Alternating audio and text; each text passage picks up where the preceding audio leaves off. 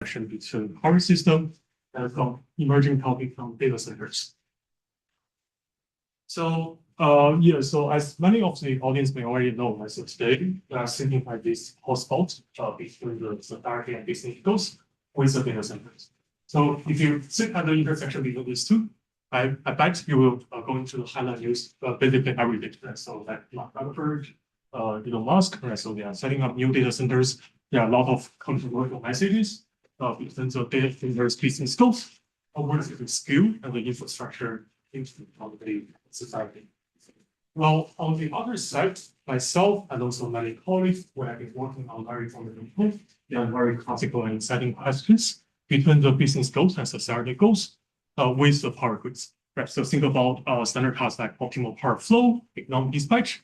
Essentially, we try to minimize the social, maximize the social welfare, or minimize the total cost with respect to the power system constraints, such as the power flow and also the management and also voltage and frequency constraints. Well, today, right, so these are the current barriers, right, so many people already identified, right, so we don't have enough capacity. Our current power grid are now designed for this very large workload. And it is also very unclear how to respond to the grid signal. So for example, right now, today, people are talking about the grid responsive or grid interactive data centers. But to my personal knowledge, I really don't think right now there are many data centers which are proactive or active enough to participate in the grid goals. And today's talk, I will try to share some of our explorations. So can we actually stand at the intersection of these 3 points, try to strike a balance between the society and the business needs versus the data center integration and also the power grid interconnections. And essentially, right, so my kind of message I want to convey, say, can we actually turn from work AI serving diversity into some grid capability, flexibility, without violating the compute service objectives? And I will quickly go over several challenge slides. So this one I actually compared and also kind of I call the message between both our in-lab simulation and some industry observations. So on the left-hand side, the top left figure is based on our own in-lab GPU measurements. So we basically run inference task, AI inference task on different GPUs and for different sessions like DeepSeek and GPT and also some Llama models. And as you can see, right, so the power curve are very stochastic. It's basically it's between the high peak and also very low value. So basically this signifies a large peak to value ratio. And the lower left one, we just recover one data set coming from the Microsoft. So they basically have all these training sessions, which are synchronously between all the GPUs. So basically between 2 checkpoints between the model training epochs. So you have a very large dumping up figure and looking at. And this can signal, right, so hundreds or even thousands of GPUs that are working together. Well, on the right-hand side, recently, right, so like ERCOT and also ASO, which is the Mac province, the Alberta electricity operator, and ERCOT is for the Texas grid operators. So all these ISOs recently are coming up with new regulations for large load. And essentially, right, so the message not only say the scale of the large load, say 100 megawatts or 1 gigawatts that matters, but also this ramping rates actually constrict a lot of operation tasks in power grid. So for example, in ERCOT, right now their regulation is say the proposed ramp limitation should be within either 5% of the peak demand or 20 megawatts per minute, right? Which actually a little bit controversial or contradictory to the left-hand depiction. Because right now, right, so if you think multiple GPUs, they are starting up and starting out at the same time, that will be way larger than the 5% limit of the whole data set. Well, for the ASO, we also have some similar records, but essentially all these kind of regulations are designed for the traditional load. We are not that prepared for this kind of all AI new data set. And I would also highly recommend one report coming from the Yize. So they have a large load behaviors, capabilities, and limitation report, which also characterize some large load characterizations and also the kind of limitations for the current. And the key takeaway from this talk is actually, right, so based on this kind of controversial picture and challenge, right, so can we actually unpack the AI load flexibility, which we can design some control knobs over that to control the AI load to some extent, and make sure that will be aligned with the power grids. And the second one that I want to convey is the flexibility for the power and energy today. They can now be readily translated to the control knobs in data centers. And I will go into detail for the left-hand figure, which we actually draw this one to play around with different control knobs. Say, for example, number of GPUs, GPU frequency, and also the task scheduling. And so we will say, okay, if we can play around with all these control knobs, what will be their impact to the power system planning and operation tasks? And the next one is say AI flexibility can help, but the key message is that this value can be very flexible and planning dependent. So meaning, right, so for example, if you have a power grid, you can shift the load or do some time deferral, right? So this kind of impact will be not equivalent. So basically, there are some certain nodes which have higher impact on the power grid, while there are certain time periods if we do need the flexibility coming from the data centers. I want to emphasize more on this kind of flexibility idea. So before the data centers, people have been talking about H-wide system or energy management system, which can proactively change the load. And some other reports also mentioned, right? So basically, the data centers today, they may provide some potential. So one of my previous colleagues at Lawrence Berkeley National Lab, they made a startup for the Emerald AI. So they actually made a very good PR in the UK grid with national grid to reduce the power demand during the middle time between a football match or soccer match. And because that's particular load flexibility coming from the data centers, they can make the total load of the UK grid to be much smoother during the whole 120 minutes for the football game. And the flexibility definitely has a lot of huge benefits, right? So say reducing the peak, also regulating the voltage, and also regulating the grid frequency. And on the other side, right, so basically there is a so very large increase for the power grid. We expect more than 30 gigawatts of data center to be connected in US grid in the next few years. Okay. And this kind of large load, we can treat it as a large, controllable, and also uncoupled demand. And for the data center, our serving okay, when they have their own language, say basically we want to have the our serving constraint. And all in short, that's because as a whole. So basically this is service level objective, such as the time to the first token, time between token, and also the token frequency. Right. And essentially, right, so in our work, we try to investigate, right? So based on this low flexibility of load constraints coming from the AI survey, can we actually share this opportunity or share this kind of control blocks with the public, while respecting all the service quality and also the power system. Okay. And I will take the first example with the planning task. So this one will be high level, slower temporal resolution. This one will effectively address also a lot of impact because today, so we are overseeing 4 gigawatts of data center on the US power grid to estimating over 123 gigawatts in the year of 2035. Well, today, if you ask a data center manufacturer or constructor to interconnect that data center power grid, usually they may require around 5 years due to permitting, interconnection study, and construction. Right.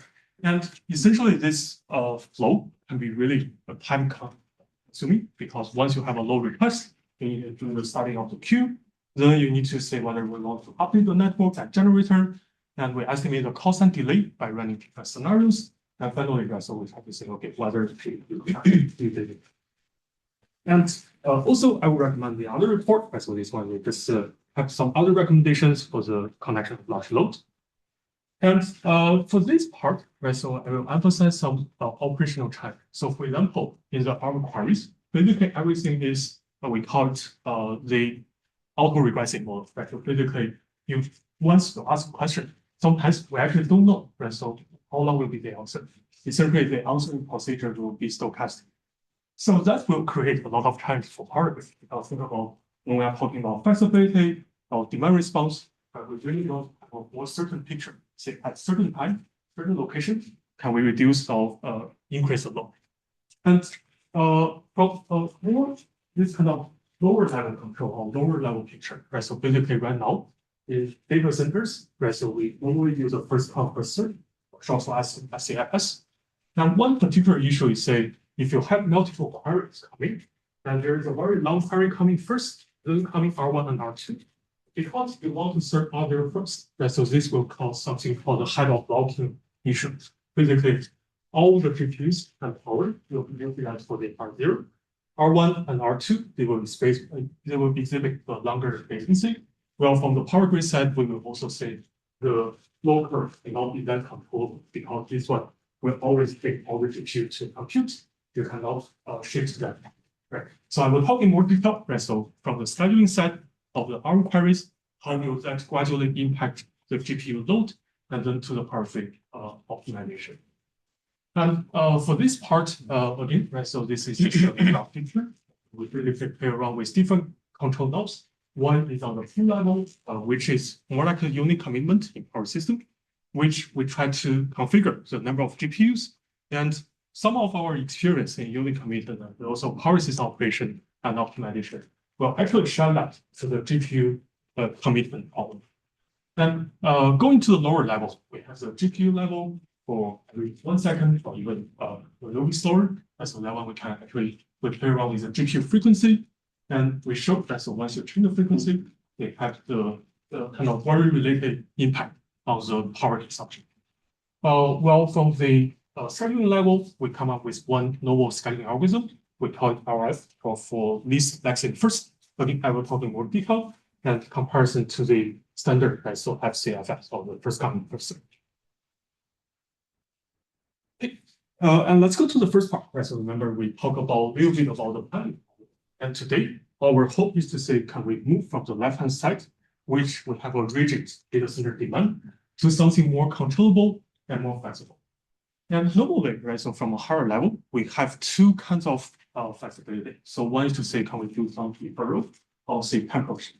Right. The other is say, can we do some shifting among all the data center regions, say, for example, region 1 to region 2, and will that cause some impact to the power grid? And the clean interpretation for this part study, say, the flexibility will not be some free curtailment, because think about you are serving ChatGPT.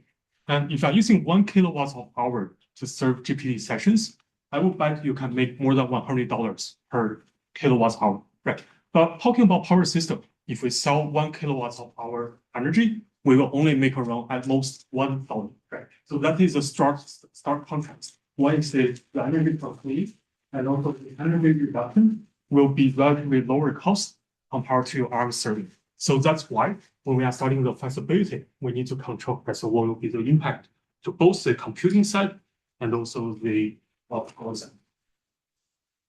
And here is a quick setup. So I won't go into the math details, but actually it's quite simple. So for the deferrable load, we just assume there will be a rebel time, and we can just assume there will be a parallel label. Say, for example, for certain agentic task, you can just run your answer object calling the night before, and then you want to get the result the next morning, right? So that basically gives you around 12 hours of 8 hours flexibility. So that we just define the window for each AI computing task. Well, the other one is a geographically shiftable workload. And in this one, we just assume once you shift the load from certain nodes in power grid, you have a data center A in node 1, you shift it to the node 2.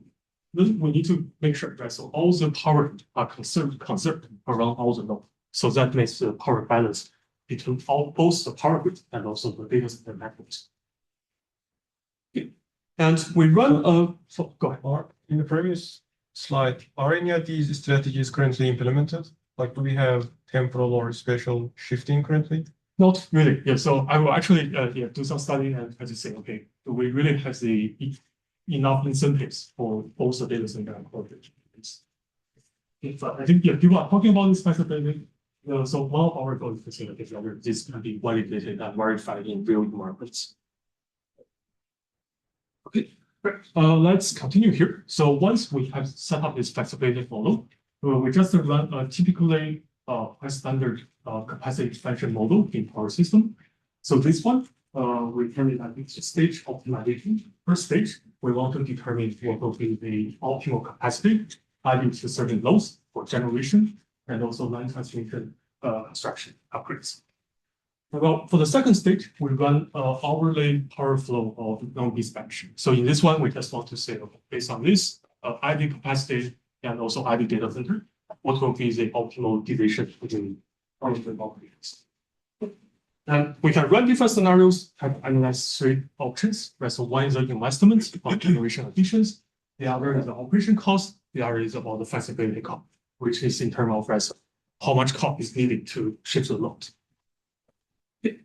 Once we do that, right, so the solution is actually quite interesting. I will actually try to skip some of the detail here, which basically runs scenario analysis and using some stochastic optimization. And the thing we want to kind of answer or try to get a picture and say, okay, how much cost and how much capacity does the power grid improve once you unlock certain level of the data center flexibility? For example, if we sweep the data center flexibility from 5% of the load can participate in the flexibility versus say 80% of the load are quite flexible in within, for example, 2 hours or 5 hours, right? So what happens? And the second question is, say, when does the cost escalate with the data center load? And what will be the minimum flexibility needed under such a certain fact? And this is the temporal flexibility, right? Yeah, so we do both together. So we sweep 2 parameters. So one is the temporal shift load duration. The other is the participation rate for spatial flexibility. Okay. So I will, instead of talking about the overall results, I will directly talk about several interesting observations we see. So in this one, we run, for example, on 14-bus system, actually 14-bus system. So before doing the load shifting, I actually load the lines in red, which are congested lines. And quite interestingly, and also corresponding to our intuition, once you shift the load, basically you are shifting the power demand around the congested area, for example, bus 2 and bus 3 here. You move to some other node, say, for example, bus 11, which is actually non-congested. So because this optimization for capacity expansion, you want to reduce the overall system cost. And once you move away from the congested area, you're actually reducing the operational cost. Well, the second one is kind of interesting, and I have to confess, right? So many of the simulation setup are still, for example, right? So we don't have the exact number for the data center at each location in the United States. Then, but I think this will still shed some light on real operation and planning. Right. Now we see, right? So once you have a higher level of flexibility, say both in terms of number of hours you can shift, and also the number of locations you can shift the load and proportion of the load, right? So basically you can reduce the capacity you need for the new generation, right? So that's simply because, right? So we are shifting to certain locations which have more capacity or headroom at certain time. So you can reduce your investment on the capacity expansion. I think I probably missed this from earlier, but what is the objective for shifting? Is it the dispatch cost? We have, sorry, I haven't explained that before. So basically we have 2 objectives. So one is the investment cost. So that part is with respect to vessel for each IV capacity, right? So say megawatts, what will be the investment.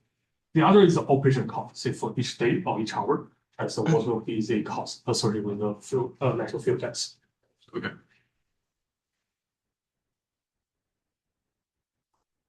Right. So I think these 2 are kind of positive, or say quite aligning with our intuition.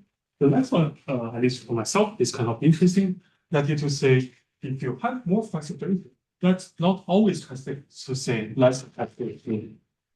So because intuitively we think, right, so if you have more flexibility, we want to reduce the investments. But it turns out, right, so under certain outcome, it doesn't come as that way. And once we analyze that, I think it's because of the land capacity. So that is because if you can, because the what capacity? Land capacity. Okay, land capacity. Okay. Yeah. So that is because once you can shift to the load, and the load will just concentrate in certain areas, which will have actually more renewables or lower cost generations. Yeah. And once you do that, actually there will some new congested lands. And because of the new congested lands, actually you need to invest more on some certain nodes, which has smaller capacity now, right? Because you want to basically increase the capacity to certain congested areas. What is the data center model that you have? Like So, there are a bunch of data centers, and they have Right. So yeah, right now we just randomly put the data center Okay. to actually test cases, say 3 data centers or 5 data centers. And everyone has 20%, or what is it? What is the Yeah, like the so they have flexibility like the maximum flexibility level, say 20% of it. of everyone? Of everyone. But actually, I think we made a random numbers here. Yeah, Okay. So, yeah, their And then- amount can be different. And then what is the model for how much can go from one data center to the other? Is there a limit on that, or? Right. So basically, if you move say 20% or 20 megawatts, then you need to make sure, right? So the other data center will reduce 20 megawatts. So there is the power balance. So there's a total sum and okay. Total summation balance. Yeah. Are you modeling the relationship between compute and energy use or power use, or are you just looking at shifting loads as kind of a kind of not neglecting, but for now ignoring the interaction? Yeah, that's a very critical question. So actually, right now we do that as separate work. So in the second part, we'll talk about that load volume. But for now, this part we just make it naively, so you can reduce your 20% of the power. Yeah. Because if you were to do this kind of bottom-up modeling, then it will impose some constraints on the type of shifting that you can do. That's correct. Yeah, so there will be way more constraints and make some question even more challenging. Yeah. Okay. Also, and the first one, I think. So are you saying that these kind of shifting of the load spatially is something that AI data centers who are involved in LLM training can implement, or is it about inference time? Yeah, so for now, actually, I think, right now, because we didn't distinguish that, so basically we cannot tell much. But personally speaking, I think training data would be more flexible. Yeah, because think about the training task, right? So you may say, okay, finish the training task by next 24 hours, right? Then we may have some flexibility window. Yeah, but for training, I think that highly depends on the customer level and also your service level. But do you know if the training tasks in real, LLM models is distributed across different spatial locations? Yeah, at least I think, so the MLAI friends, in UK, they are doing something like that. So they actually sign contracts with multiple data centers inside Amazon, and they tend to shift the load between locations. Yeah. Okay, so you promise this is a last slide for this part. So this one will just show one more observation. So what we say is actually if you can sweep around the different flexibility power, say can we shift the load or defer the load by 1 hour, or can we defer by 24 hours? What we found is actually this kind of marginal or incremental cost reduction is around say 3 hours. So that means, right, so within 3 hours, you can actually reduce a lot of investment. But once you have say more than 3 hours of the demand shifting, that actually won't impact the result of the investment a lot. One quick question. So I guess here's the intuition or motivation sounds really good, but I guess here's the application level. There's a real problem is actually like the loads and grids. They are operating two independent systems. Yeah. I mean that how can we count? Yeah, so it's like people. Yeah, so it's kind of predicting my next slide. So I will try to say that as kind of challenge here. Let me pull up that part of the slides first. Great. So we'll try to respond to that question using some slides here. So I use some figure here. So this one I have to combine. This is a AI generated figure. So let's call it a data center data. So once this data center data is trying to operate the data center, right? So we have different objectives. Say maximize the GPU cluster throughput. Also, I want to reduce the latency for my first customer Bob.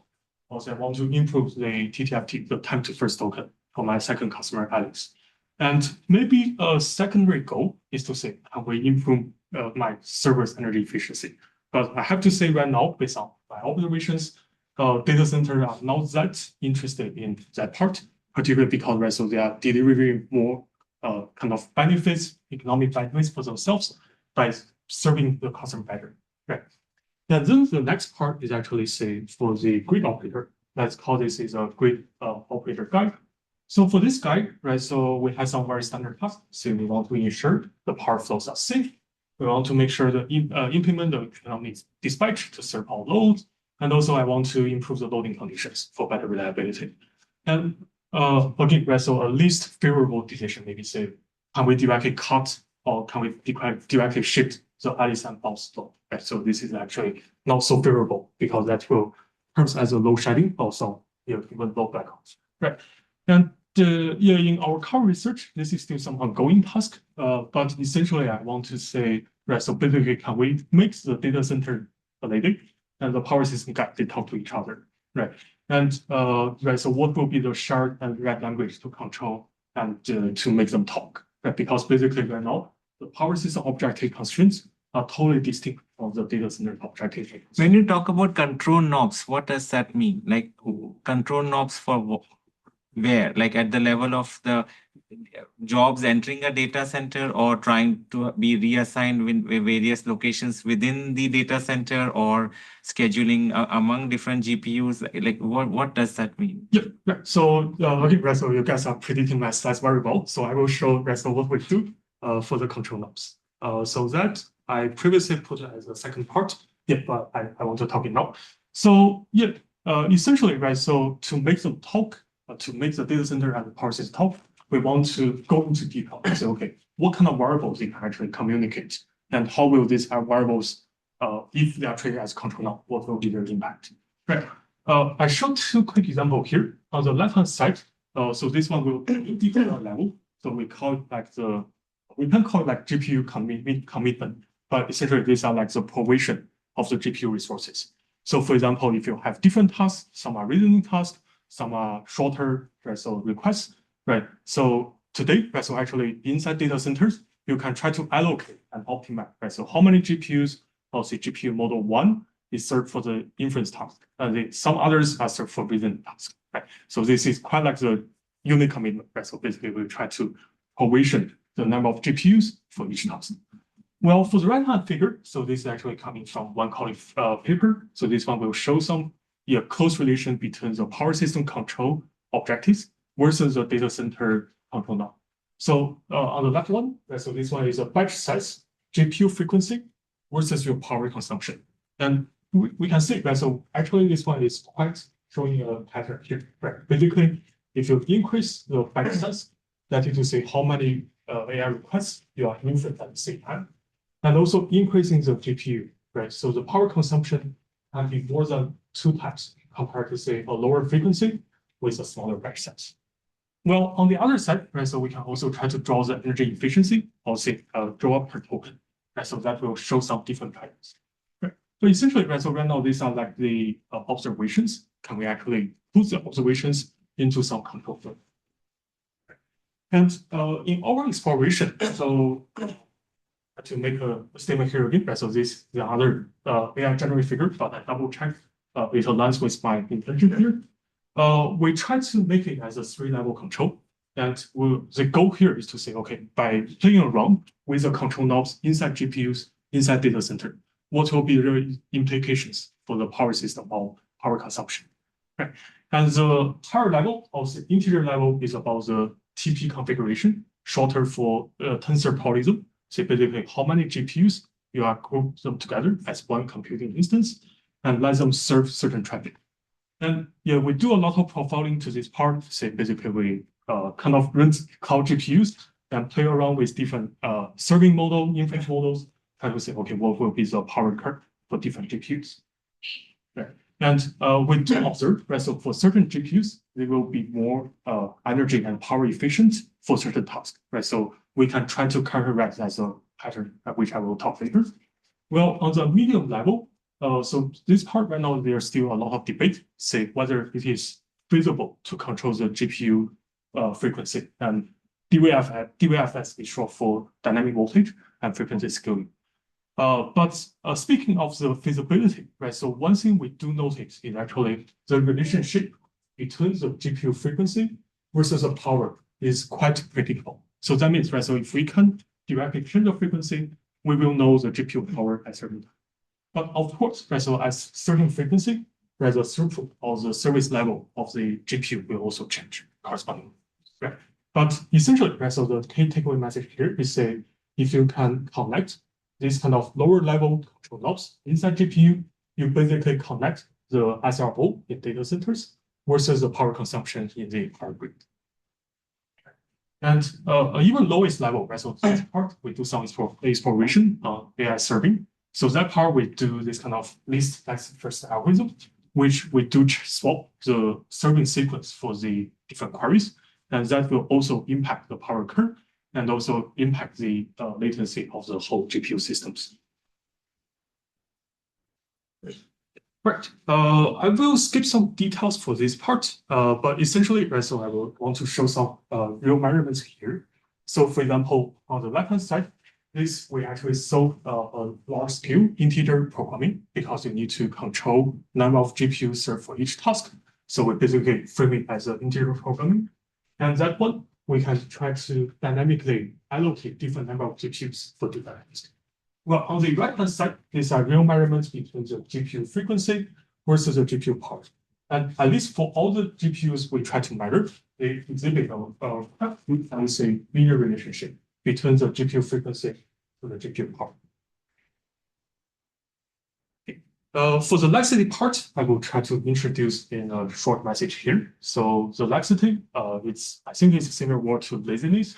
So this laxity first just means the most urgent task you want to prioritize. Right? So what does that mean is to say, right, so basically if you have multiple queries coming to your GPU at the same time, and if you just serve them one by one based on the sequence, right, so some longer sequence, right, so they will just block the other queries. But for this, at least let's say the first RF, right, so if you have this kind of arrival time, departure time, and also the delay window, we can try to calculate for each arriving query, right? So how urgent you are.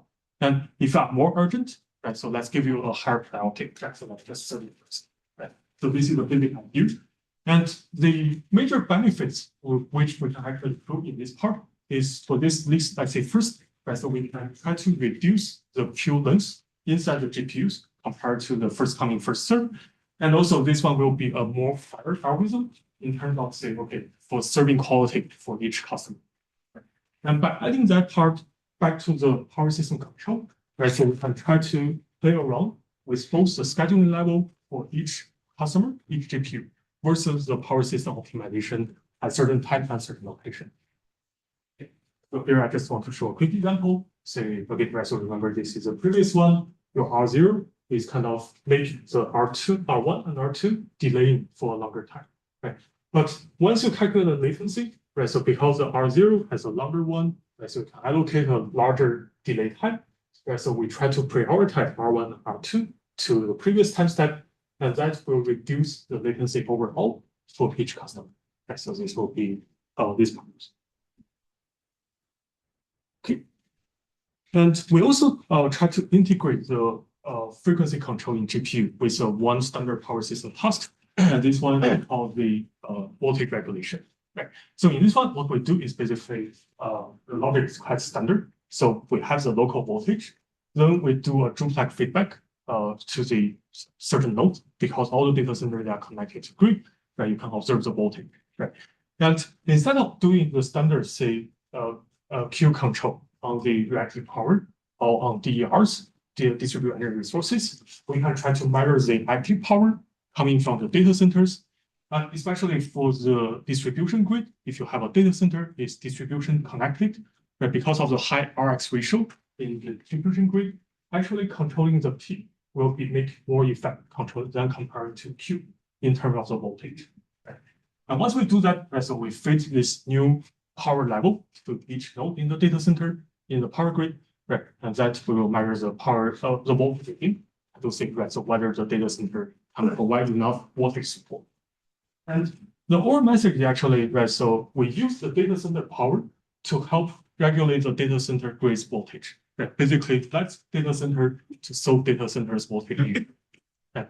And again, right, so this is doable majorly because there is a good relationship between your active power versus the frequency in the GPUs and also the throughput for the GPU. Right? And there are some details in the control logic. For example, we need to still give the limits, and also we need to measure the power.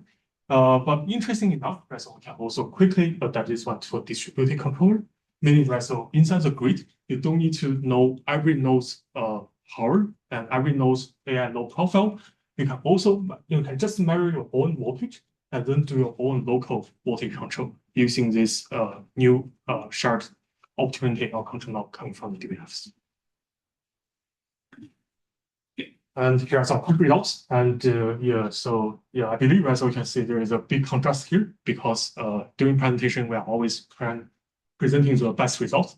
So, but this part, I think the message are quite consistent. So once we integrate this flexibility or capability coming from the GPU DVFS, we can achieve both goals together. So one is to say we can reduce the voltage deviation caused by the large load integration.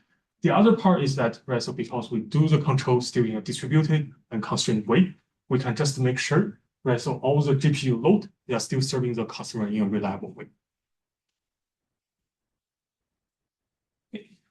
And going back to the previous message we talked with shortly, so basically we have the shared language. And in that part, this part is still some unfinished work. I really want to talk about that and seek some suggestions and comments. So the thing we want to come up with is something called the power and energy scaling law. And remember, right, so one thing we have been talking about is the DVFS for the GPU frequency can impact both the GPU power and the customer service reliability in terms of latency or in terms of the time to first token. Well, on the other side, we also do some quick exploration and say, okay, what will be the control knob effect to the GPU power and also to the customer service level? Yeah. For example, this one, we try to increase the concurrency, which is the number of queries you want to serve at different time step, versus the throughput, the energy per token, that is to say, draw per token. Right? And what we see, right, so it's actually some good looking curve, right? So basically they show the same pattern. And as you can see, right, so we can try to characterize this function as the input value of the comparison and also the model size. And there will be a kind of saturation area. That is just because the model is becoming larger, your GPU is a mild one. So basically you can only support this kind of level of GPU traffic. Right? So we have a certain saturation point. Right? But overall, the message is okay, we can actually characterize the GPU power and the concurrency. What is concurrency again? Well, concurrency is the maximum allowable queries you can serve for simultaneously. Yeah, it's a little bit similar to batch size, but yeah, it's just like giving a limit to the number of queries you can serve. Okay. Once again, right, so this is one example. The other one is the throughput versus the draw per token. So for example, if we can directly control or directly measure the throughput of the output token per second versus the energy, right? So we can say there will be a good looking curve here. So once again, right, so because you increase the throughput, right, the energy per token will be actually reduced. And if we just play around with the axis, change it to log scale, this will show a very good linear relationship. So that means, right, so no matter what kind of GPUs, no matter what kind of RM model you are serving, basically you can try to fit most likely log linear curve here. Meaning, right, so basically if you can get this particular value, right, so you want to get for this particular GPU instances, right, we can try to predict how much energy it will be consuming. Okay. So from these two slides, what I want to convey is because we're talking about the GPU flexibility, we do want to characterize, right, so between the control knobs and the power and energy characteristics, what we can observe and what we can model here. And here's the last slide. Right, so basically, we want to come up with such a demand flexibility, which can be controlled and which can be utilized for the power system planning and operating. And in this particular work, we show some promises. Right, so basically, we can treat the AI as partially decision dependent and also partially controllable though. Right, but there are still a lot of variables to explore, a lot of relationships to try to characterize. And the last but not the least message is that the center flexibility value can be very network specific. So meaning, right, so once we are doing planning studies or operation stage, right, we want to consider that in different locations. Right. And going forward, we definitely want to explore, right, so will be all the other variables impact. And we want to keep talking with data center operators and power system operators and see their kind of idea of what will be their objective and what do they really want coming from the data centers. And so once again, right, so essentially we try to go into this particular point at the intersection between data center, power grid, and all the setting of business goals. So far, I would say there is not such a good solution there. But if you know there is a $1 billion solution, please feel free to talk to me, and we can try to make money together to get to that point. Okay, thank you, guys.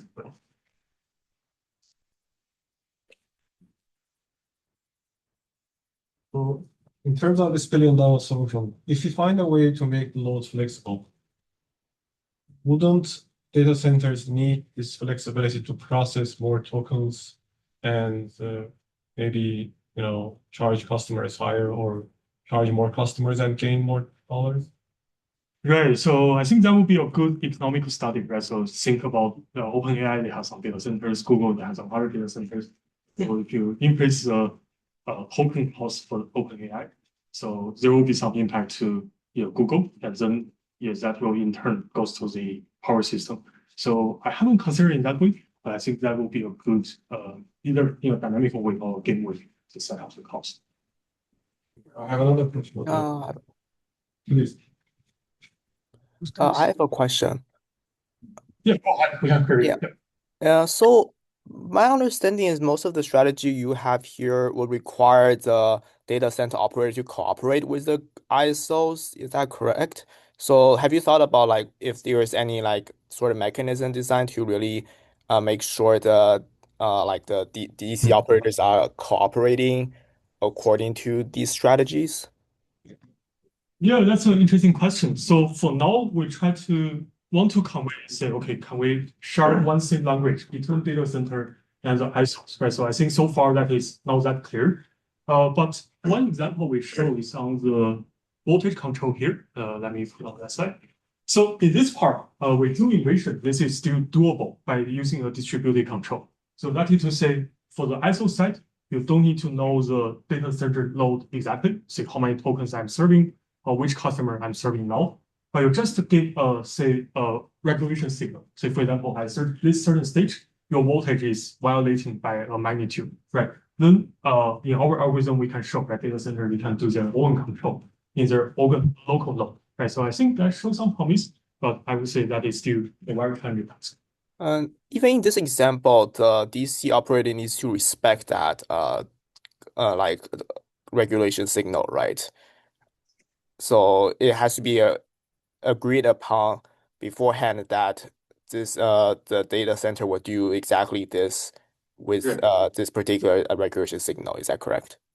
Yeah, I'm not sure about the current industry practice as a whole, but in Alberta, in my university's home province, so right now, right, so if the data center they want to do interconnection, they need to assign a contract or send a memo with the ISO and say, okay, if you are willing to get the energy within say 3 years, then you need to agree to provide certain grid services within this time frame, right? So I think there should be some promises, but the exact control laws are not revealed yet.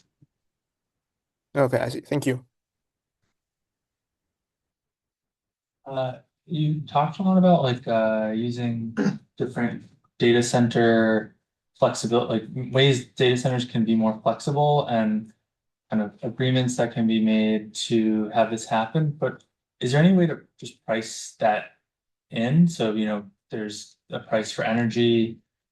Could you price in power fluctuations? Yeah, so we do have some initial idea, but honestly, we haven't done that. I just list that as one point here.